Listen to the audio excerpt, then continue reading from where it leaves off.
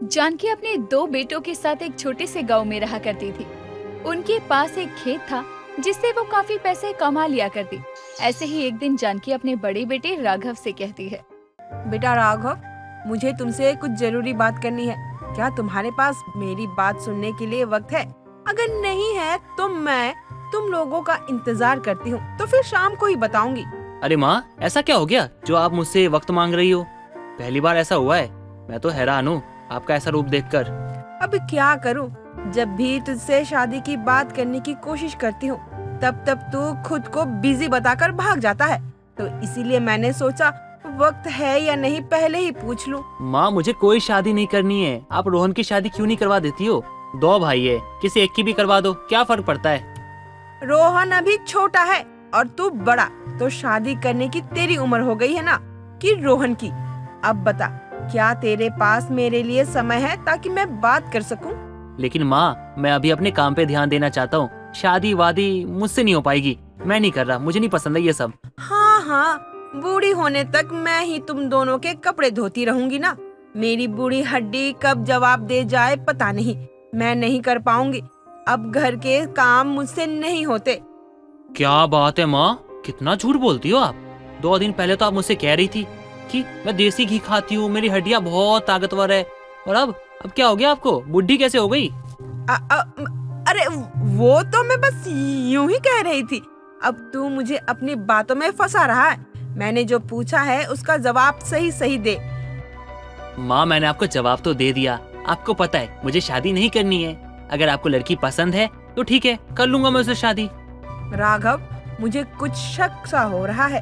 तुझे शादी नहीं करनी मेरे बेटे, कोई ऐसी वजह तो बता। माँ, ये क्या बोले जा रही हो आप? हाँ, मुझ में कोई दिक्कत नहीं है। यार ये शक मत किया करो मुझ पे। और आपको शादी करवानी है ना मेरी, लड़की लेकर आओ, मैं तैयार हूँ। लेकिन राघव, तेरी पसंद भी तो बहुत जरूरी है। अगर तुझे कोई और पसंद है तो बता दे, मैं तेरी उसी से शादी करवाऊंगी। देख, मैं खुद उसके माँ बाप के पास जाकर तुम दोनों का रिश्ता तय कराऊंगी। जानकी की बात सुनकर राघव का चेहरा शर्म से लाल हो जाता है और जानकी सब कुछ समझ जाती है। राघव प्रज्ञा के बारे में अपनी माँ को सब कुछ बता देता है। कुछ दिनों बाद राघव और जानकी प्रज्ञा के घर जाते हैं और उसके पिता से उसका हाथ अपने बेटे के लिए मांगते हैं। और घर वापस आकर अपने छोटे बेटे से अब जानकी पूछती है, रोहन, तेरी भी कोई है तो बता दे।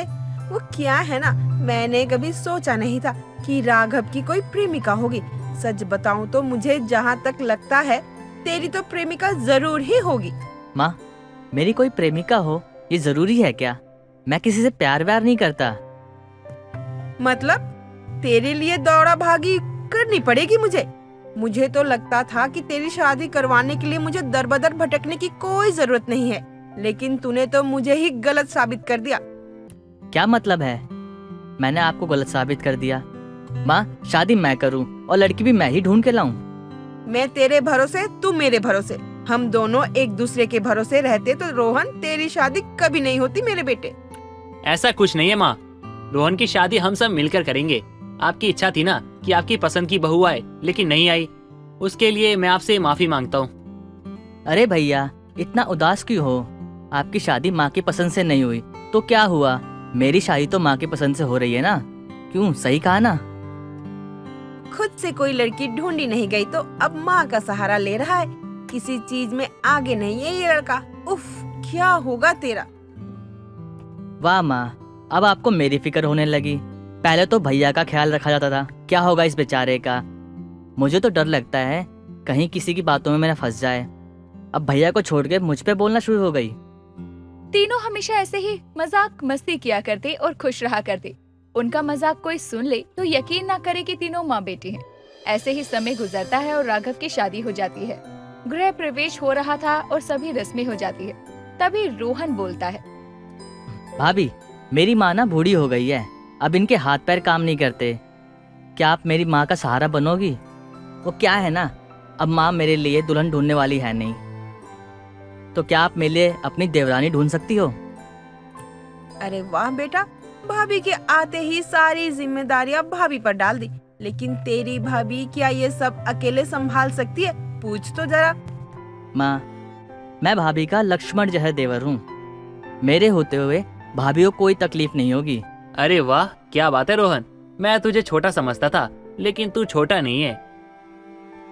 रोहन की बात सुनकर सभी भावुक हो जाते हैं। ऐसे ही कुछ दिन बीत जाते हैं।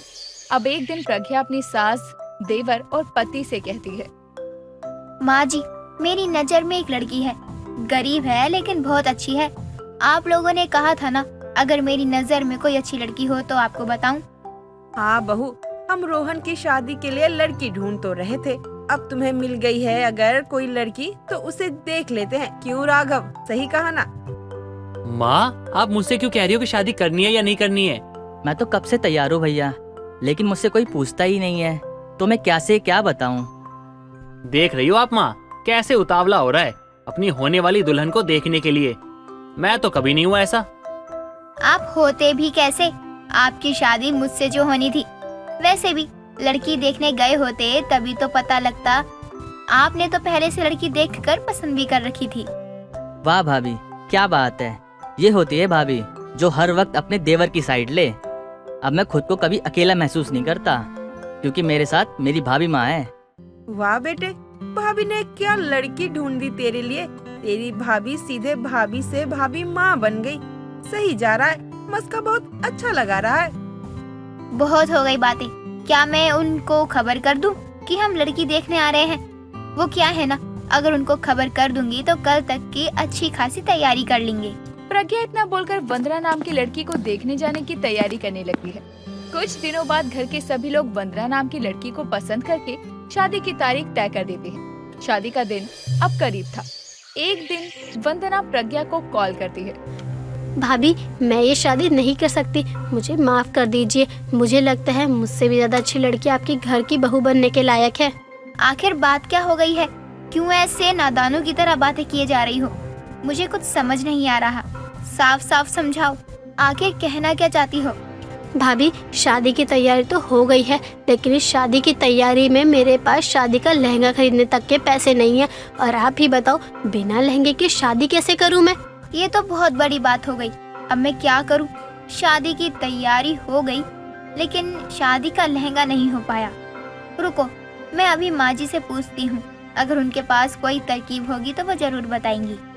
ठीक है भाभी, मैं आपकी कॉल का इंतजार करूंगी। वंदना की फोन रखते ही प्रज्ञा अपनी सास के पास जाती है और सारी बातें बताती है। जिसके बाद जानकी प्रज्ञा से कहती है, बहू, इतना क्यों सोच रही है? तेरी होने वाली देवरानी है। अगर तू प्यार से अपना ब्राइडल लहंगा दे देती है तो सब काम अच्छे से निपट जाएगा। लेकिन माँ जी, अगर उसे बुरा लगा तो? अगर कभी देवर जी ने कहा कि एक नया लहंगा दे देती तो क्या हो जाता? मुझे तो कुछ नहीं कहेगा। मैं उसे पूछकर फिर तुम्हें बताती हूँ हमें तुम्हारे ब्राइडल लहंगे का क्या करना चाहिए। ठीक है माँ जी, आप जल्दी से पूछकर बता दीजिए, क्योंकि वंदना को भी खबर देनी है। जानकी रोहन से पूछकर प्रज्ञा को बताती है और प्रज्ञा अपना ब्राइडल लहंगा अपनी देवरानी को देती है। कुछ दिनों बाद देवरानी अपनी जेठानी का ब्राइडल लहंगा पहनकर शादी करती है। सुमित्रा देवी ने अपने बेटे के लिए कई बड़े बड़े घरों की लड़कियों के रिश्ते देखने शुरू कर दिए थे। एक रोज जब वो लड़कियों की फोटो लेकर अपने बेटे अशोक को दिखाने जाती है तो वो उससे हिचकिचाते हुए कहता है, वो माँ, मुझे एक लड़की पसंद है पहले से ही। अरे तो तूने पहले क्यों नहीं बताया? बता, खामखा मैं तेरे रिश्ते के लिए कहाँ कहाँ चक्कर नहीं लगा रही। बता, लड़की कैसी है, क्या नाम है? माँ, उसका नाम आदर्शी है। वो साउथ इंडियन है, मतलब यहाँ जॉब करती है। फैमिली उसकी केरला में रहती है। साउथ की लड़की पसंद आई तुझे? अब समझ में आया तो ये साउथ की फिल्में क्यों बार बार देखता है। अरे उसकी तो भाषा, खान पान सब अलग होगा ना। एक साउथ इंडियन बहू को कैसे झेलूंगी मैं? माँ, मैंने आपको सच बताया है और मेरा फैसला सुन लो कि मैं उसी से शादी करूँगा। हाँ। बेटे की ये बात सुनकर सुमित्रा सोचती है कि कहीं बेटा खुद से शादी कर बहू ना ले आए, इसलिए वो उसकी खुशी के लिए घर में ही साउथ इंडियन बहू लाने को तैयार हो जाती है। समय बीतता है, सब बातचीत पूरी कर आदर्शी और अशोक की शादी हो जाती है। शादी में जहां आदर्शी साउथ इंडियन साड़ी में होती है तो वहीं अशोक ने कुर्ता पजामा पहना होता है। उनकी जोड़ी देख सभी लोग उन्हें मन से आशीर्वाद देते हैं। ससुराल में आदर्शी का गृह प्रवेश होता है तो आदर्शी अपनी सास से कहती है, अयो अम्मा, अभी तो कितना रस्म बाकी होता। अम्मा, देख ले नालायक, तेरी बीवी को मैं बुढ़िया अम्मा नजर आ रही हूँ। माँ साउथ में माँ को अम्मा ही कहते हैं। हाँ अम्मा, बोलो अभी हम अपना रूम में जाए कि और कुछ भी करवाएगा तुम? नहीं नहीं बहू, अभी मैं कुछ नहीं करवाएगा, मतलब करवाएगी। तू जा आराम कर। आदर्शी और अशोक अपने कमरे में चले जाते हैं। अगली सुबह सुमित्रा मंदिर से लौटती है तो खाने की टेबल पर बैठा अशोक उसे नाश्ते के लिए बुलाते हुए कहता है, माँ आ गई आप, आइए नाश्ता कर लीजिए। क्या नाश्ता करूँ? बहू ने अपने यहाँ का वही इडली डोसा बनाया होगा ना, है ना बहू? अम्मा किसने बोली आपको? मैं तो ऐसा कुछ बनाया ही नहीं। आप पहले टेबल के नजदीक में आके खाना तो देखो तो सही। अच्छा, ऐसा भी क्या क्या पकवान बना दिया मेरी साउथ इंडियन बहू ने, देखूं तो जरा। इतना कहकर सुमित्रा पूजा की थाली मंदिर में रखकर खाने की टेबल की तरफ जाती है और टेबल पर लगा सारा चाइनीज खाना देखकर कहती है, ये सब क्या बनाया है बहू तूने? अम्मा ये सब मेरी पसंद का चाइनीज खाना है। वो मेरे को आपका पसंद का आइडिया नहीं था तो मैं अपनी पसंद का खाना बनाया। मतलब चाइनीज खाना खाने वाली तो साउथ इंडियन है, लेकिन क्यों? क्योंकि मुझको अच्छा लगता। ये चाइनीज खाना, ये veg hakka noodle, spring roll, honey chilli potato, ये सब खाने में बहुत टेस्टी लगता। आप एक बार खा कर तो देखो। बहू तूने अपनी पसंद से ये चाइनीज खाना बनाया है तो तू ही खा, मैं इन सलाद से ही काम चला लूंगी। अयो कितना वंडरफुल औरत है आप अम्मा। ये चाइनीज खाना अब मैं अकेली एंजॉय करेगी। इतना कहकर वो झट से खाने के लिए बैठ जाती है और सुमित्रा चाइनीज खाना खाते हुए अपनी साउथ इंडियन बहू को बड़ी हैरानी से घूर घूर कर देखने लगती है। समय बीतता है। एक रोज गली में अपनी पड़ोसन रेखा से बात करते हुए वो कहती है, अरे रेखा, खाने का तो पूछ मत। जब से ये साउथ इंडियन बहू आई है ना, घर में दाल चावल कम, हक्का चाउमीन और वो मोमो ज्यादा देखने को मिलते हैं। ये सब तो क्या कहते हैं वो चाइनीज खाना है वो? हाँ वही चाइनीज खाना। लेकिन तेरी बहू तो साउथ की होगी ना, बाको तो सांबर बड़ो भातो होगो। लगा तो मुझे भी यही था, पर ऐसा नहीं है ना। इसको तो चाइनीज खाना ऐसे पसंद है मानो बचपन से वही खाती आ रही हो। जाको मतलब तेरी बहू वैसे तो साउथ की हैगी, लेकिन वाकी जुबान को चाइनीज खाने को चस्का लगो है। वैसे आजकल ये कोई बड़ी बात ना है, चाइनीज खाना तो आजकल पूरा देश खा रहे है। पता है, लेकिन इतना नहीं खा रहा होगा जितना मेरी ये साउथ इंडियन बहू खाती है। कोई बात ना, तुझे ना पसंद हो तो मेरे घर भिजवा दिया कर, मुझे तो बड़ो पसंद है चाइनीज खाना। चुप कर तू, बातों बातों में शाम की चाय का समय हो गया और पता भी नहीं चला। अच्छा चल मैं चलती हूँ। इतना कहकर सुमित्रा घर जाती है और अपनी बहू को चाय के लिए आवाज लगाती है तो उसकी बहू सूप पीते हुए वहाँ आती है और उससे कहती है, अम्मा थोड़ा वेट करो, मैं मंचो सूप पीता। इसको फिनिश करने के बाद मैं टी बनाने जाता। क्या कहा? मन चाहा सूप? ऐसा भी कोई सूप होता है क्या? अयो अम्मा, मन चाह नहीं, मन चाहो सूप। ये चाइनीज सूप होता, एकदम टेस्टी और हेल्थी। बहू तो सांभर पीने की जगह ये क्या मंचू मंचा सूप पी रही है। खैर जो भी पी रही है जल्दी पी और मुझे कड़क सी चाय पिला दे। जी अम्मा, 2 मिनट दो मेरे को, मैं अब भी चाय बनाता। तभी आदर्शी एक सांस में सूप खत्म कर चाय बनाने किचन में चली जाती है। समय बीतता है। सास की अपनी चाइनीज खाने वाली साउथ इंडियन बहू के साथ ठीक ठाक कट ही रही थी कि एक रोज सुमित्रा की बड़ी बहन और उसका पति उनके घर आते हैं। हाय जीजी, कितने दिनों पर मुझसे मिलने आई हो? और जीजा जी ठीक तो है ना? हाँ हाँ बिल्कुल, अभी तुम्हारी बहन की सेवा में जिंदगी घिस रहा हूँ बस। अरे सुमित्रा, अपनी बहू से तो मिलवा दे। सभी रिश्तेदार कह रहे थे बड़ी सुंदर बहू लाई है तू। हाँ हाँ जीजी, अभी बुलाती हूँ। बहू बहू जरा बाहर तो आ जा। अपनी सास की आवाज सुनते ही आदर्शी बाहर आती है और हाथ जोड़कर कहती है, वड़कम, माई सेल्फ आदर्शी, अम्मा का बहू। कौन सी अम्मा की बहू? सुमित्रा, ये तेरी बहू नहीं है क्या? अरे जीजी, इसके वहाँ साउथ में ऐसे ही बोलते हैं तो मुझे अम्मा ही बोलती है। हाय दैया, ये इडली सांभर बहू लाई है तो सुमित्रा।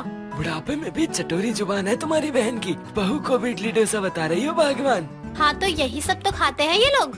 हाँ जीजी, पर ये नहीं खाती ना, ये मेरी चाइनीज खाने वाली साउथ इंडियन बहू है। क्या मतलब? मतलब मैं साउथ से है, लेकिन खाना मुझे चाइनीज अच्छा लगता। हाँ हाँ बस बहू, अभी परिचय हो गया हो तो जा जरा चाय नाश्ता ले आ अब। ओके अम्मा। सुमित्रा की अनोखी बहू को देखकर घर आए मेहमान हैरान हो जाते हैं। एक रोज दोपहर के समय सुमित्रा और उसकी बहन आपस में बात कर रहे होते हैं। सुमित्रा, बहू तो बड़ी समझदार है तेरी, लेकिन मुझे लगा साउथ इंडियन है तो उसके हाथों का बना उत्पम और सांबर वड़ा भरपेट खाऊंगी, लेकिन तेरी बहू तो चाइनीज खाती है और वही बनाती है। हाँ जीजी, वो तो मैंने थोड़ा बहुत रोटी सब्जी दाल चावल ये सब बनाना सिखा दिया है, तो अब मेरे लिए वही बनाती है। मानना पड़ेगा, ये चाइनीज खाना कुछ ज्यादा ही फैलता जा रहा है। वैसे मैं कहती हूँ आज खाना बाहर से ही मंगवा लेते हैं, कुछ अच्छा खाने का मन कर रहा है। हाँ हाँ मंगवा लो। हाँ हाँ, तुम तो ठूसने के लिए ही तैयार बैठे हो। उनकी सारी बातें दूर खड़ी आदर्शी भी सुन लेती है। शाम को जब सब खाना खाने के लिए बैठते हैं तो खाली टेबल देखकर अशोक कहता है, क्या हुआ मौसा जी, खाना अभी तक डिलीवर नहीं हुआ क्या? पता नहीं, ऑर्डर तो मैंने किया था। अरे बहू को पता होगा, बहू कहाँ है? तभी आदर्शी किचन से खाना लिए बाहर आती है और सारा खाना टेबल पर लगा देती है। खाने में सारी डिश साउथ इंडियन देखकर अशोक कहता है, क्या बात है, आज तो साउथ इंडियन खाने की दावत होगी। पर ये सब ऑर्डर किसने किया? अम्मा, ये सब ऑर्डर नहीं किया, मैं घर में बनाया। आप लोगों को क्या लगती चाइनीज खाना खाने वाली आपकी साउथ इंडियन बहू को और कुछ बनाना नहीं आती? मैं चाइनीज खाना पसंद करती, लेकिन बनाना सब कुछ आती मेरे को। अरे वाह बहू, तूने तो दिल खुश कर दिया। बहू, ये सब हमारे लिए है, तू भी खाने वाली है क्या ये? अम्मा, मैंने आपके लिए मंचूरियन बनाया, लेकिन मैं चाइनीज के साथ ये सब भी खाएगी। वाह मेरी चाइनीज खाने वाली साउथ इंडियन बहू, मान गई तुझे, सबको खुश कर दिया तूने तो। जिसके बाद आदर्शी अपने परिवार के साथ मिलकर खाना खाती है। राजू फटे चिटे कपड़ों में एक मंदिर के बाहर भिखारियों के बीच कटोरी लेकर मंदिर में आने जाने वाले लोगों से भीख मांग रहा था। तभी चमचमाती साड़ी पहने एक औरत मंदिर से बाहर निकलती है। तभी राजू कहता है, ए माई, भगवान के नाम पे कुछ खाने को दे दे, माई 2 दिन से भूखे हैं हम। हे यू डर्टी भिखारी, पीछे रहो, मेरी 3000 की साड़ी को छूना भी मत। 3000? इतने पैसे में तो अपन भिखारी से अमीर बन जाएगा, कुछ खाने को ही दे दे माई। डोंट कॉल मी माई, और ये लो 10 रुपए। इतना कहकर वो औरत अपने पर्स से 10 रुपए निकालकर उसके कटोरे की तरफ फेंकती है, लेकिन नोट कटोरे में ना जाकर सड़क के किनारे गिरता है। तो राजू भिखारी उस औरत को घूरते हुए कहता है, ओ माई, अपन भिखारी है, भीख में दिए पैसे जरूर लेते हैं, लेकिन फेंके हुए पैसे नहीं उठाते। ओहो, है भिखारी और डायलॉग अमिताभ बच्चन वाले मार रहा है। कोई नहीं, मैं अपने फेंके हुए पैसे खुद ही उठा लेती हूँ। हाँ हाँ, उठा लेना, कितना भाव खाती है माई, भीख ही तो मांगी थी तुमसे, कौन सा तुम्हारी किडनी मांग ली थी हमने। इतना कहकर राजू भिखारी अपनी गर्दन पर हाथ फेरता हुआ वहाँ से चला जाता है और वो औरत हैरानी से देखती रह जाती है। राजू एक बिंदास भिखारी था जो मंदिर के बाहर भीख मांगने का काम किया करता था। वो भिखारी जरूर था, लेकिन कभी भी फेंके हुए पैसे नहीं उठाता था और कोई कुछ भी कहे उसे फर्क ही नहीं पड़ता था। एक रोज वो अपने भिखारी दोस्त गुल्लू के पास जाता है जो गाना गाते हुए भीख मांग रहा था। गरीबों की सुनो, वो तुम्हारी सुनेगा, तुम 10 रुपए दोगे, वो 10 लाख देगा। ओ साहब जी, भगवान के नाम पे कुछ दे दो। ए गुल्लू, तू जो पुराने स्टाइल में गाना गाकर भीख मांग रहा है ना, तेरी फटीचर आवाज सुनकर ना भगवान के नाम पे 10 लाख तो नहीं देंगे तुझे, लेकिन 10 लाख जरूर देंगे। साले भिखारी होके भिखारी दोस्त का मजाक उड़ाता है। हाँ तो क्या, मजाक होकर भिखारी दोस्त को उड़ाऊं? अरे तेरे को कितनी बार बोला है कि भीख मांगने स्टाइल थोड़ा अपडेट करने का। अभी क्या गाने की जगह ढोल बजा के भीख मांगो? वो बोल ही रहा था कि तभी एक कार अचानक उन्हें टक्कर मारने वाली थी कि उनके बहुत करीब आकर वो कार एकदम से ब्रेक लगा लेती है, जिससे गुल्लू और राजू एकदम घबरा जाते हैं। तभी कार में से 2 लड़कियां बाहर आती है और तभी गुल्लू कहता है, अरे गरीब भिखारियों को कुचल कर मारने का इरादा है क्या? माफ करना भिखारी भैया, कार चलाते हुए बैलेंस बिगड़ गया, पर मैंने समय पर ब्रेक लगा दी थी। भिखारी भैया? हाँ तो क्या, भिखारी सैया बुलाएं? तुम भिखारियों को भी सड़क के बीच में आकर भीख मांगने की क्या खुजली रहती है? अरे ओ मैडम, अभी तुम्हारी गलती के चक्कर में हमारे प्राण पखेरु हो जाते तो कौन जिम्मेदारी लेता? जिम्मेदारी बाय फुट। देखो भिखारी, तुम मरे तो नहीं ना? चलो रास्ते से हटो अब। रितिका, तू कैसे बात कर रही है? गलती हमारी है, हमें माफ कर दीजिए। तभी आरुषि अपनी गाड़ी के रखे कुछ फल निकालकर राजू और उसके भिखारी दोस्त को देती है और गाड़ी में बैठकर वहाँ से चली जाती है। राजू आरुषि को देखकर देखता रह जाता है तो आरुषि भी कार के शीशे से राजू को देखती है। समय बीतता है। एक रोज रेड लाइट होने पर आरुषि अपनी गाड़ी रोकती है तो वही सिग्नल पर उसे राजू भीख मांगता नजर आता है। वो उसे देखकर गाड़ी से उतरती ही है कि तभी एक ट्रक आकर आरुषि की गाड़ी को जोरदार टक्कर मारता है जिससे गाड़ी के परखच्चे उड़ जाते हैं। ये देखकर आरुषि वहीं बेहोश होकर गिर पड़ती है। तभी राजू की नजर बेहोश आरुषि पर जाती है और वो उसे अपनी गोद में उठाए क्लिनिक लेकर जाता है, जहां डॉक्टर के पूछने पर वो आरुषि को अपनी गर्लफ्रेंड बताता है। कुछ देर में जब आरुषि को होश आता है तो वो राजू को अपने पास बैठा देखकर कहती है, अरे तुम तो वही भिखारी हो ना जो। भिखारी? तुम एक भिखारी की गर्लफ्रेंड हो? गर्लफ्रेंड? मैं एक अमीर लड़की हूँ नर्स, मैं कैसे? ओहो, क्या जमाना आ गया है। भिखारी के अमीर गर्लफ्रेंड है? बताओ। देखो शांत हो जाओ। अगर मैं इन लोगों को बताता ना अपन भिखारी है, भीख मांगता है, तो ये लोग अपने क्लिनिक में हमको घुसने नहीं देता। इसलिए अपन को झूठ बोलना पड़ा कि तुम मेरी गर्लफ्रेंड हो। अच्छा कोई नहीं, तुमने एक अनजान भिखारी होकर भी मुझे क्लिनिक पहुंचाने में मदद की, तुम्हारा शुक्रिया। वैसे अच्छा हुआ तुम कार से निकल गई, वरना तुम यहाँ नहीं मुर्दा घर में होती। हे भिखारी की गर्लफ्रेंड, ये लो अपनी दवाइयाँ, समय से ले लेना। और हाँ भिखारी भाई, काउंटर पर बिल भरते जाना। नर्स, उसका नाम राजू है और बिल उसकी एक गर्लफ्रेंड भर देगी, ठीक है? चलो राजू। इतना कहकर आरुषि राजू का हाथ पकड़ती है और उसके साथ वहाँ से चली जाती है। कुछ देर में वो अपने फ्लैट पर पहुँचती है। उसकी दोस्त उसके सर पर बैंडेज देखकर घबराते हुए पूछती है, ये सर पर चोट कैसे आई तुझे और गाड़ी कहाँ है तेरी? कुछ बोलना आरुषि। रितिका, तुझे वो भिखारी याद है? कौन? वो दो भिखारी जिनके ऊपर चढ़ते चढ़ते रह गई थी हमारी गाड़ी। हाँ, उनमें से जो वो दूसरे वाला था ना, आज उसकी वजह से ही मैं मरते मरते बची हूँ। तुझे पता है मेरी इतनी महंगी गाड़ी को एक ट्रक ने कुचल दिया। वो तो गनीमत थी कि वो राजू भिखारी को देखने के लिए मैं गाड़ी से उतर गई, वरना मैं तो ऊपर ही पहुंच गई होती। और पता है वो मुझे क्लिनिक भी लेकर गया। हाँ ठीक है ना, अगली बार मिलेगा तो भीख में 2-4 हजार दे देंगे। तू अपना सोच, चल कमरे में।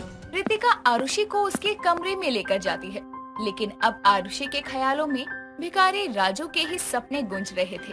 सुबह जब वो अपनी दोस्त के साथ मंदिर से पूजा करके लौट रही थी, तभी उसे राजू मंदिर के बाहर दिखता है और कहता है, भगवान के नाम पे कुछ दे दे रे बाबा। माफ करना, पैसे तो नहीं है, क्या भीख में तुम मेरा दिल ले सकते हो? अरे तुम मुझ भिखारी का मजाक बना रही हो?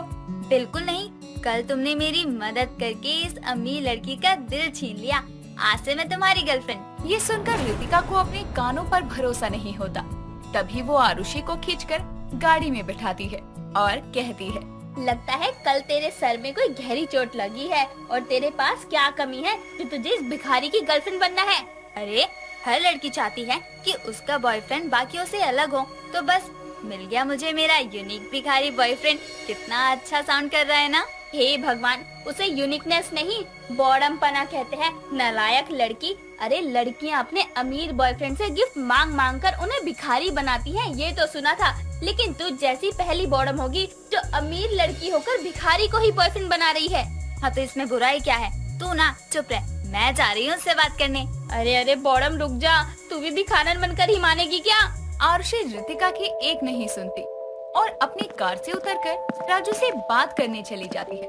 राजू उसका प्रपोजल सुनकर सख्ते में पड़ जाता है, लेकिन उसे हाँ भी कर देता है, जिसके बाद वो दिन में भीख मांगता और शाम को अपनी अमीर गर्लफ्रेंड से मिलने जाया करता। एक रोज आरुषि उसे गिफ्ट में एक बढ़िया सी शर्ट पैंट पहनने को देती है, जिसे पहनकर एक टैग लगाया हुआ चश्मा डालकर भीख मांगने वो मंदिर पर आता है। तो उसे देखकर उसका दोस्त कहता है, अरे साहब कुछ खाने को दे दो, अरे दे दो ना साहब। साहब नहीं रे गुल्लू, मैं राजू भिखारी, जिसे तेरी गहरी है यारी। राजू तू तो भिखारी से साहब बन गया रे। तेरी अमीर गर्लफ्रेंड ने तो तेरे को कपड़ा दिया, 1 मिनट, लेकिन ये अंधा वाला चश्मा क्यों दे दिया? तेरी आंखन में दिक्कत है क्या? अरे ओ गुल्लू, उसने खाली शर्ट पहन दिया था अपन को, ये जो चश्मा है ना, ये आपने खुद के भीख के चिल्ले से खरीदेला है। वैसे राजू, अमीर लड़की लोगों के दिमागी माला खाली होता है क्या? तेरे जैसे भिखारी को बॉयफ्रेंड बना लिया और तू भी मस्त मस्त कपड़े पहनकर भीख मांगने आया है। तेरे को तो देख के कोई भीख भी नहीं देगा। चल निकल यहाँ से। हाँ, जाता हूँ ना। और ना, मेरी अमीर गर्लफ्रेंड के बारे में कुछ नहीं बोलने का। शाम को राजू आरुषि से मिलने एक पार्क में जाता है तो उसके लिए गिफ्ट लेकर जाता है। जैसे ही वो आती है, राजू अपने हाथ पीछे कर लेता है। तभी आरुषि के जिद करने पर वो उसे अपना लाया तोहफा दिखाता है, जो कि एक पीतल का कटोरा था, जिसे देते हुए वो कहता है, मेरे को ना समझ नहीं आया कि गिफ्ट में क्या देना चाहिए, तो मैं कटोरा ले आया। वाह, अब बस ये मत कह देना कि चलो सिग्नल पर भीख मांगने की डेट पर चलते हैं। वैसे आइडिया बुरा नहीं है। इसी कटोरे से ना मैं तुम्हारी खोपड़ी तोड़ दूंगी। ओहो, मैं भी क्या गुस्सा कर रही हूँ। अब भिखारी की अमीर गर्लफ्रेंड हूँ तो तोहफे में कटोरा ही मिलेगा ना। तो वड़ा पाव खाने चले मेरी अमीर गर्लफ्रेंड। हाँ, मुझ भिखारी की अमीर गर्लफ्रेंड की किस्मत में यही तो रह गया है। दोस्तों, अगर आपको ये कहानी पसंद आई तो इसे लाइक करें, शेयर करें और कमेंट करके बताएं कि कहानी में आपको सबसे अच्छा क्या लगा।